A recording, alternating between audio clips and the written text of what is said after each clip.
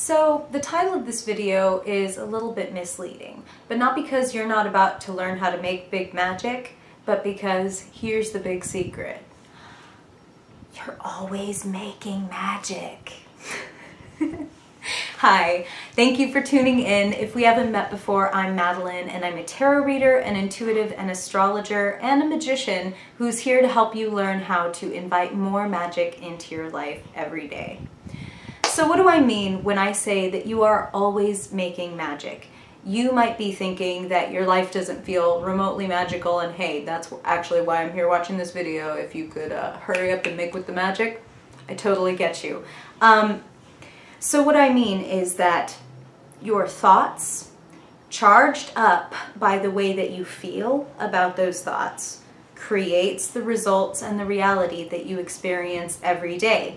It's just that so many of us, maybe don't believe in magic at all, or if you can even drop enough resistance to have a belief or a knowledge that magic is real, you may have a belief that only certain people are gifted or magical, and that's not you.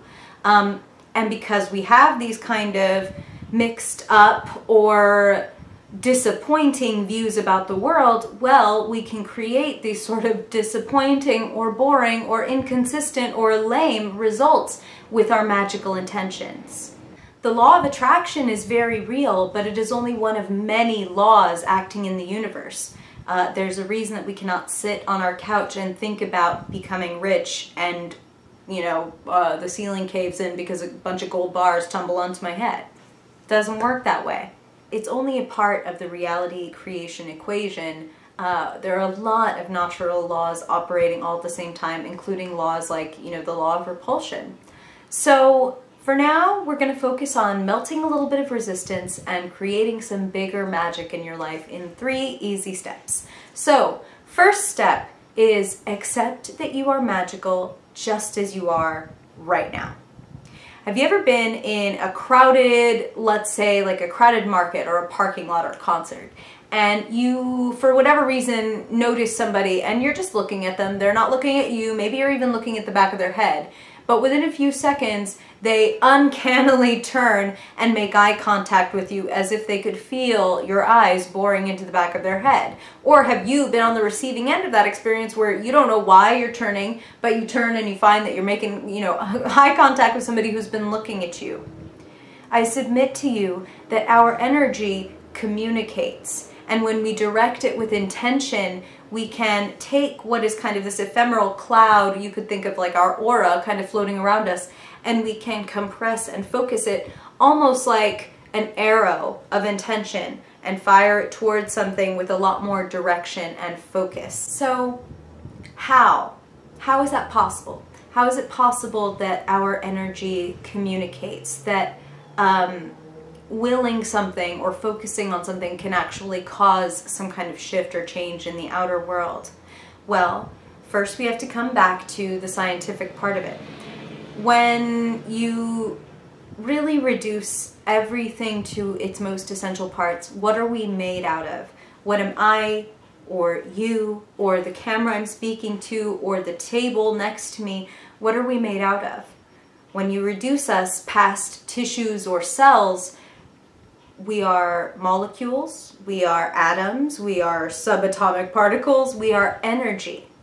And what is energy made out of? Well, science has discovered that it is basically 99.9999% nothing, 0.00001% physical reality. But the nothing that we used to call that empty space as we used to think of it, we've discovered is actually quantum waves, quantum energy. And something else that has been discovered, I will put links for my nerds below, this is not conjecture, this is real stuff. Science has already proven that when we observe energy, it changes. We affect outcomes when we observe how these subatomic particles behave.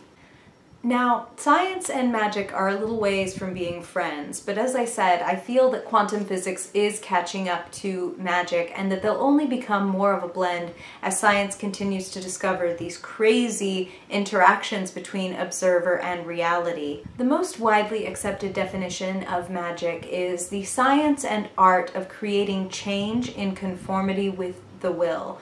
And we do this both through mundane and through ritual magical acts. That's the whole point. We are plugging the magical battery into the practical steps that you take. When we put the two together, practical action infused with magical intention, we create an energy source and a result that is infinitely more powerful and pleasurable than if we had done one of the two without the other. This is the work that we're going to be doing in this channel. Plugging your magical battery into your practical desires to create those practical magical results. So once you've taken the step of accepting that you are creating the life that you have right now via your thoughts and the feelings that you have about those thoughts, the next step to creating big magic in your life is to let go my ego. Open up your channel. Now, this might be the hardest part, dropping the resistance that the world, society, our parents, our religious institutions, our schools, you know, pretty much infinitely everybody has been telling us that to believe in magic or my God, beyond that, to do magic is silly, is absurd, is impossible, is not real. Getting past that programming is A, a little bit difficult, and B, it is a continual process. You will have to make it a point to continually drop your resistance to paying attention to the whisper of your intuition. Fear screams. Anxiety screams. They grab you by the throat. Intuition doesn't do that. Intuition whispers in your ear. Intuition speaks at a whisper because it's not trying to dominate your life. It's offering you an opportunity. Because the world tells us that it is silly, absurd, stupid, unreal, childish to believe in magic or, oh my God, beyond that, to do magic, we have to make it a point to continually drop resistance to listening to our intuition, whether you think of that as hearing spirit or receiving information via dreams or however it comes to you. We must make it a habit to deprogram ourselves because that resistance will come up habitually long after maybe anybody in your life has left it, that dropped those ideas originally into you that those things were bad or silly or wrong or evil, you know, whether that be parents or schools or religious institutions or friends or just generally society, a society that does not treat outliers and members of the fringe well. But dropping that old programming creates the space, the room, the magical container for a new paradigm to take shape. Your spirit posse is always eager to hear from you and to speak to you.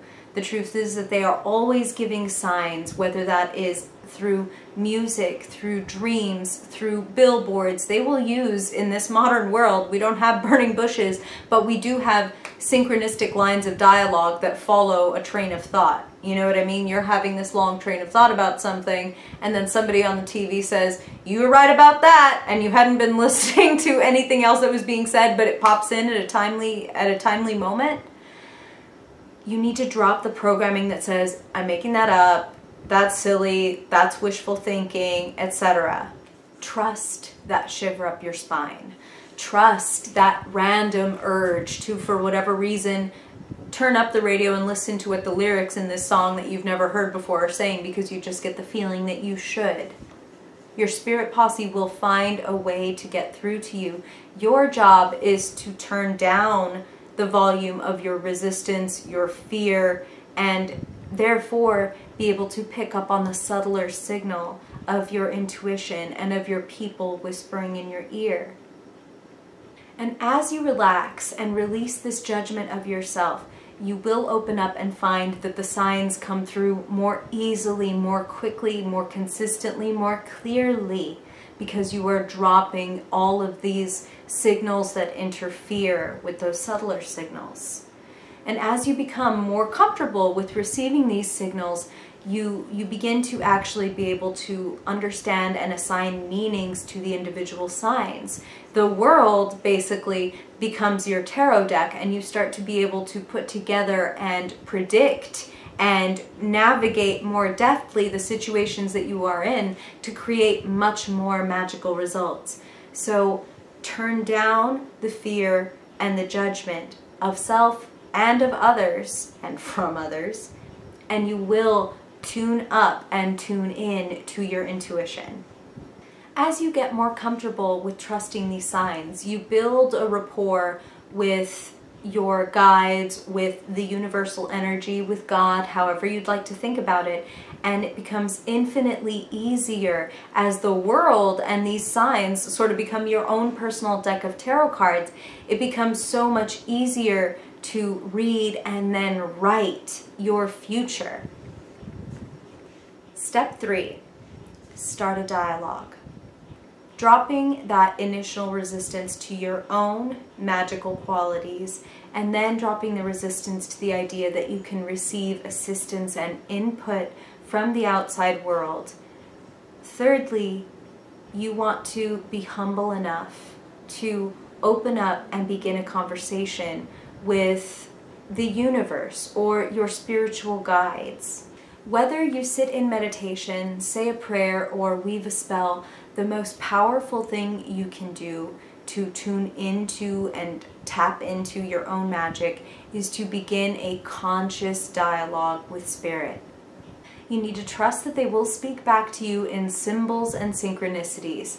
And really the last thing you want to do is predict how. So it can be easy to get into a feeling of, okay, well, Spirit, show me a blue feather or what have you. But honestly, Spirit has such a bigger, better, more beautiful imagination than we can have. And by trying to look through the peephole and judge ahead of time, we really limit, we contract all of these possibilities. So don't try to predict the how of the answer to your prayer. The whole point is that this response to your dialogue needs to be a total surprise. It needs to blow your mind and your heart wide open so that you can really feel the power of your magic. It's going to be infinitely more moving when you could never have guessed how your magical petition would be answered. So if you resonate with the concept of maybe communicating with angels or past loved ones or guides, go ahead and ask to be guided. Ask for particular guidance around a particular situation. Let them know that you will be open to listening for songs or images or phrases or words that present themselves more than once, synchronicities and symbols that are guiding you in the most magical direction.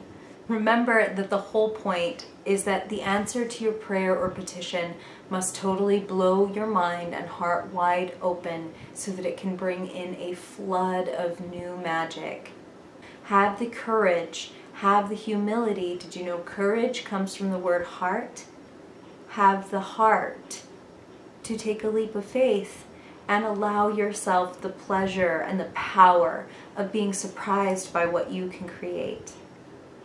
The most important thing is that you are open to receiving these signs from those who are looking out for your highest good, however you characterize them. That could include your higher self, the aspect of you that is much bigger and broader and free from the ego traps and fears that keep us low and dependent on latching on to old stories and old paradigms that really keep us in the old ways. I've linked a meditation below called the Glass Stairs meditation that you can use to get in touch with this aspect of yourself and find out what advice they want to offer you. I've actually linked a couple of good meditations below to get deeper into this work, to really charge up your heart, get excited, and merely the act, again, of getting into these dialogues, which you can do, remember, by praying or meditating or talking to yourself or talking to God or Goddess or the big good, however you want to call it, and seeing how they do indeed interact with you when you open that dialogue. It's having the heart and having the magical belief that creates your magical ability. It sounds simple, but simple's not easy, right? But it's meant to be fun. The magic is meant to be fun. So what do you think? Let's talk about it. Comment below and let me know what you think about this. Do you believe, like I do, that all people are magical, or is that something that you don't really buy into? Do you believe in spirit guides? Do you believe in talking to your past loved ones? I would love to hear your thoughts on all of this. I really hope that this helps you make more magic in your life. And remember, you can tune in every Magical Monday. I'll be posting a new video on how to invite more magic into your life. We'll talk tarot, astrology, how to discover your superpowers, and how to make your life a more fun, magical, and fulfilling one. Hope I see you next time. Bye!